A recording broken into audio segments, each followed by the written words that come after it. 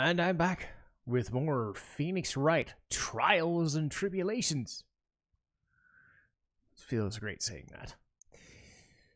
We talked to Phoenix Wright in his trial because we are using Mia Fey as today's defense attorney because we're talking 5 years in the past. What's come to light is that Phoenix apparently pushed down a fellow student, but now we need testimony from his lover, Dahlia Hawthorne. So that's going to be a doozy.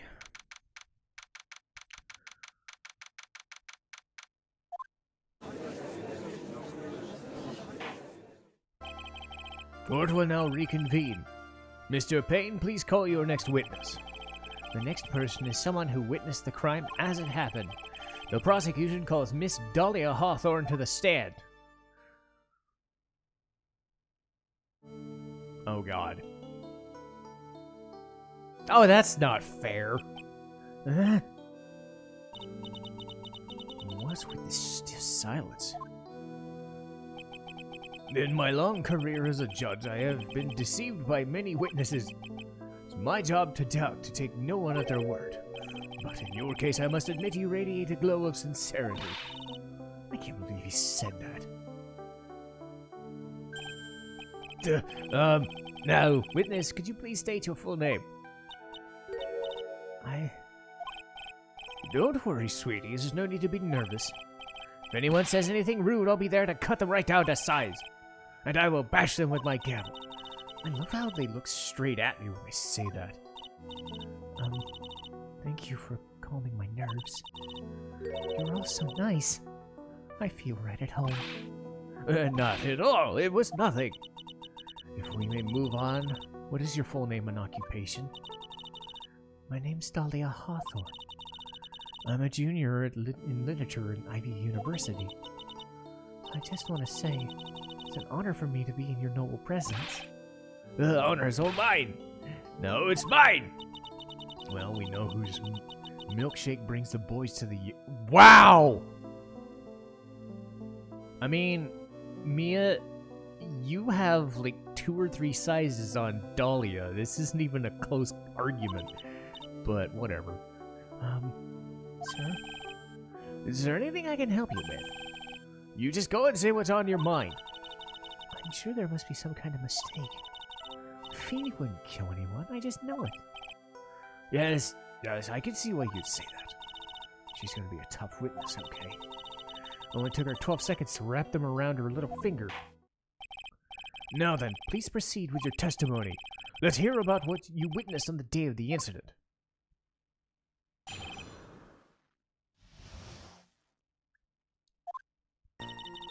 I had been planning to go back to Feeney's place after class. Feeney and Dougie were talking behind the building. And then suddenly, Dougie got all wobbly and collapsed. That's when Feeney noticed I was there. I went to go and find some other students and call the authorities. I don't know what to say. According to you, the defendant didn't do anything wrong. Young lady, as old as I am, even I can recall the hot flames of young passion. Nevertheless, it's my job to discover the truth, so please make sure to tell us the truth. But I would never. That's more than enough, witness. I won't allow this to continue. What do you mean by that? Please, just let me proceed with my cross-examination. I, for one, don't plan to win this case on a bunch of paper-thin lies. You haven't changed a bit. Mia Fey. What's this? So you two are acquainted? We met before, once. Oh. In any case, Miss Fey, the floor is all yours. It's good to see you again, Madam Fey. Madam, I'm no one's grandma yet. Little bitch. Ooh, loving it. Okay, third statement. Show contradiction. Okay.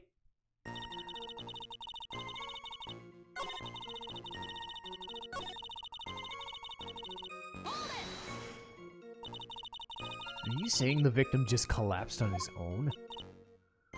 Yes. In other words, the defendant never touched the victim, is that right? I was watching the whole time. He never did a thing to Dougie. If I press her for no good reason, I'll just show how the judge will get angry for me. So what do I do?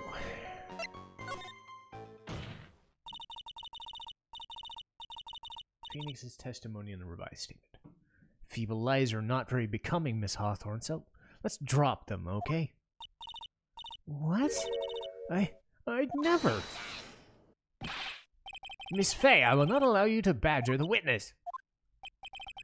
I believe the defense is engaging in what is the fishing expedition.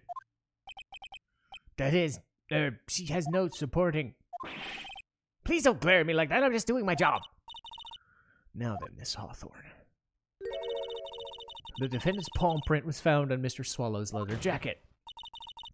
It's already been shown Mr. Wright did in fact push the victim. What? There's no need to try and cover for the defendant.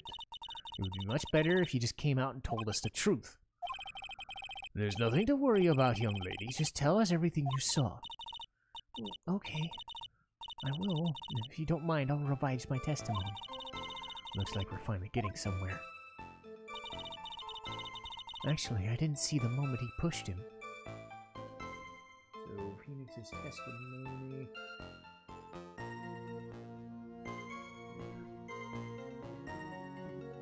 Alright, so...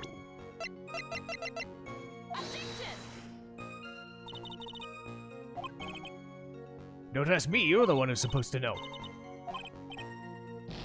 Ah, crap. What? I thought she... Ah! How about next time you put it where it's going? Ugh.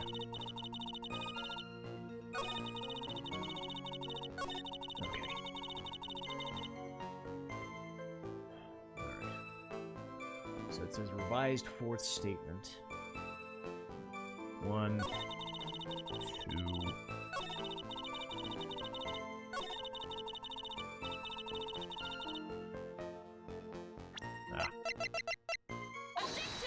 There we go. You say you didn't hear anything unusual? Is that correct? Yeah. That's why I was very relaxed, looking at the scenery around me. That's nice. But I find it a little odd. I have here the testimony of your boyfriend, and he clearly testified to the effect that when he pushed the victim, he heard a sharp, loud noise. He said that? If you're really that close to the two of them, why didn't you hear the noise as well? Uh-oh. Well, maybe the noise wasn't all that memorable. Really? According to Mr. Wright's testimony, it was a sharp noise like a snap. There's no way a noise like that could have not left an impression. May I have a moment to answer? By all means. I know the reason why I didn't hear the noise. You see, the truth is, I had my headphones on and I was listening to music. Headphones? I mean, both of your ears were covered. The rain was beginning to let up, but it seemed as though Thor wasn't ready for his fun to come at an end just yet. So the sky continued to flash and rumble. Thunder and lightning, huh? Very, very frightening! I'm afraid of the sound of thunder, so I put my headphones to block it out. Well, as you can see, there weren't any contradictions after all. Wait a minute. Testimony just now. She said something that could totally change this case. Lightning.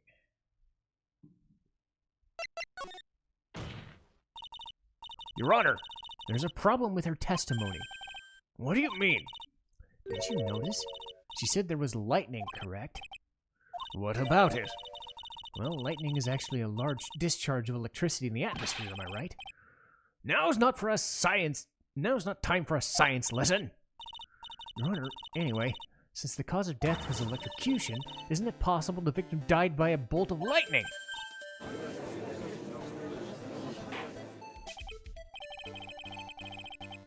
I must admit the thought hadn't occurred to me. What kind of thoughts do occur to you, anyway? This entire case is built on the premise that Mr. Doug Swallow was murdered. But that very premise itself is mistaken. The defense believes that Swallow was in fact a victim of a stray bolt. It appears the defense may be onto something. Could be the death was actually accidental. Alright. We'll be taking it not guilty.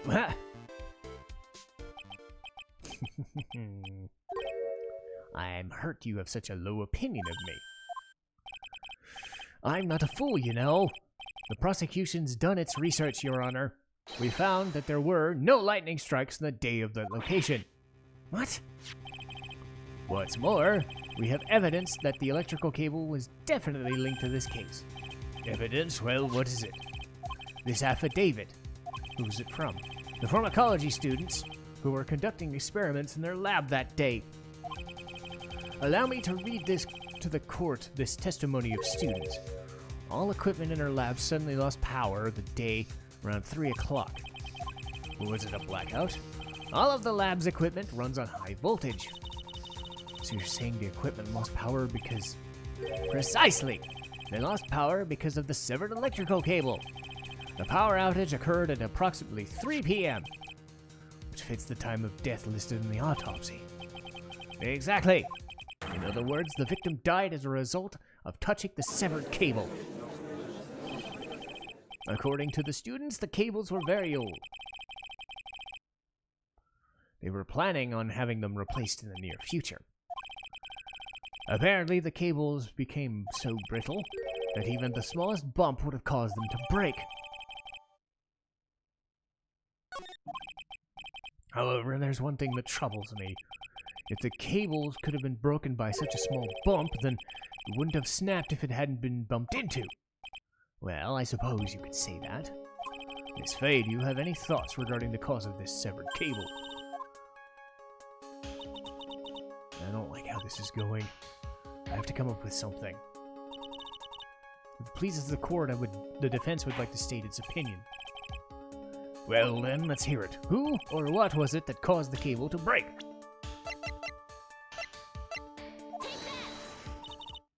Your Honor, please think back to Mr. Wright's testimony. The defendant. He said that after he pushed the victim, he heard a loud, sharp noise. Now, what happened around 3 p.m., correct? Yes, that sounds right. Wait, are you saying that the lab equipment lost power at 2:55, which fits right in line with his timeline? In other words, it was Mr. Wright's shove that caused the power outage. Yes, the prosecution also came to that same conclusion. It was that very shove that caused him to be electrocuted. I'm afraid I can't agree with that. What's that supposed to mean? Take a good look at where the victim landed after being shoved. See the umbrella? It's by the electrical pole. That's right, the victim banged into the pole as a result of being pushed. It was that impact that caused the cable to break. Well, that makes sense. And the victim was electrocuted. I'm sorry, but no. It doesn't make sense at all. If the victim was shoved into the far pole, then he couldn't have been electrocuted by the severed cable on the ground. In other words, someone other than my client must have electrocuted him. Order! Ah, the lamentations of my enemy, how I've longed to hear them. It's true. The defense is absolutely correct. There doesn't seem to be any way the defendant could have... Mr. Judge, sir, may I say something? The Madam Attorney's explanation, she said some things a little different than I remembered. What the... Please, just once more.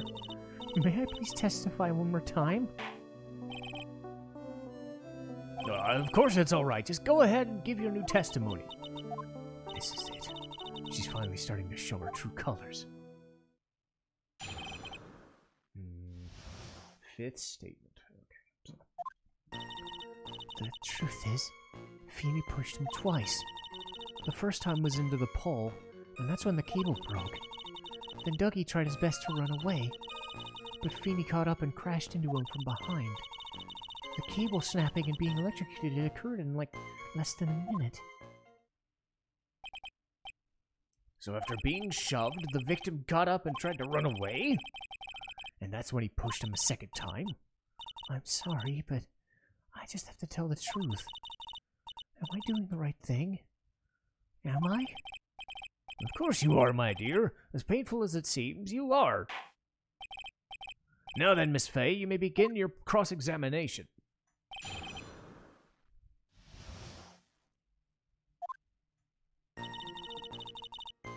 This statement.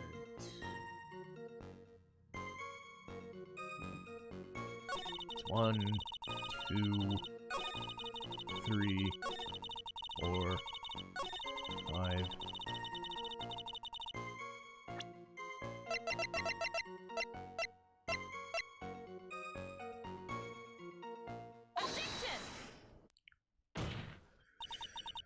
That's enough, witness. I'm afraid I don't understand. You will in a minute. Could you take a look at this picture? Oh, that medicine. That's the one Feeny likes to take. It's not the medicine I want you to look at. It's the wristwatch. It stopped at the precise time the victim was electrocuted. In other words, 3:05. Your point is? My point is this. What time was it when the lab suffered the power outage?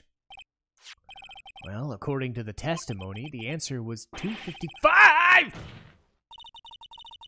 Would you care to explain to the court, Miss Dahlia Hawthorne, what exactly happened during that 10-minute time period?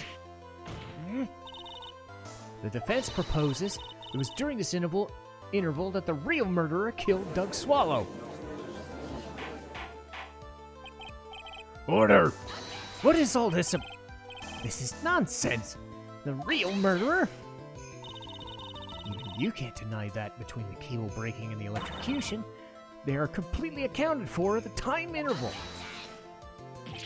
Wow, such a bad... That was a bad line read. Then who was it? Who else are you saying could have done it? I love how she does the hair flip thing.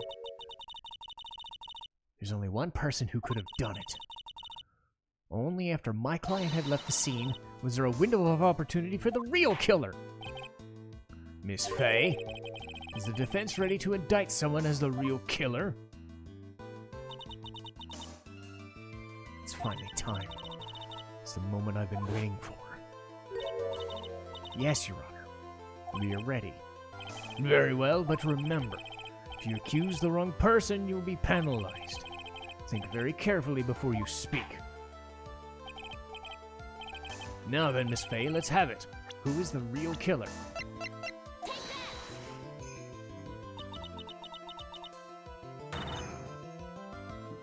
It could only have been you, Dahlia Hawthorne. What? How? How can you...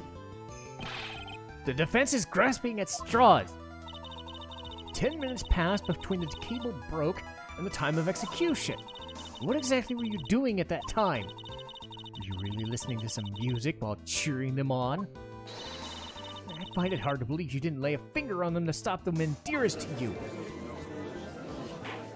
Man, she's going hard. Order! Miss Fay, what? This is...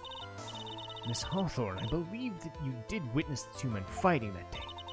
However, after Mr. Wright pushed the victim and subsequently left the scene, it was you who pushed Mr. Swallow to his death by your own hands.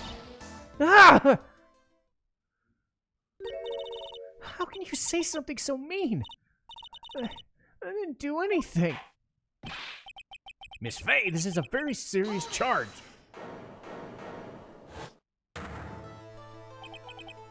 Your Honor, please, I have something I want to say. What is it? Please, strike everything the defense said from the record. What the? Are you blind? Are you mad? You're totally wrong. Dolly, she couldn't do something like that. Mr. Wright, get back in your seat. Bailiff, grab that man. Dolly's innocent. That boy. He's gotten himself in way over his head. Mr. Grossberg, you're back. Seems I arrived in the nick of time. I found the police report on that incident with the newspaper clipping. Thank you so much. This is exactly what I was hoping for. You'd better take a good look at it. It details how you came to lose your boyfriend. Now then, the defense has made a very serious accusation. Mr. Payne, what would you say to this? Well, really, Your Honor, May I interrupt you for a minute? Don't you worry, my dear. I have the situation well in hand.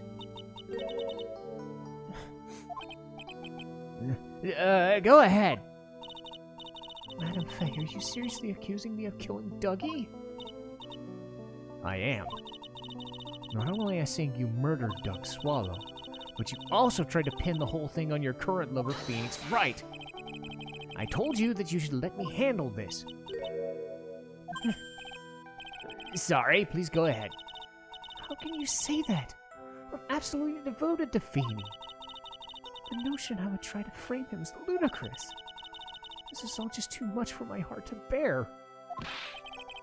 I believe the girl's trying to ask what on earth her motive would be. The answer to that lies somewhere in this police report.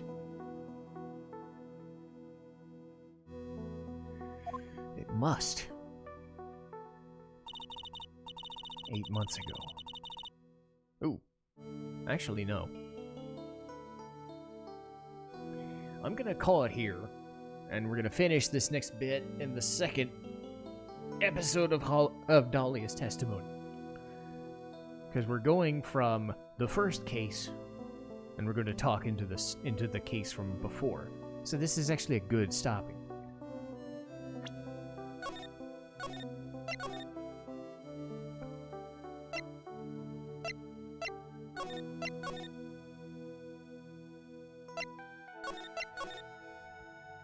But we'll pick up with this right away next time.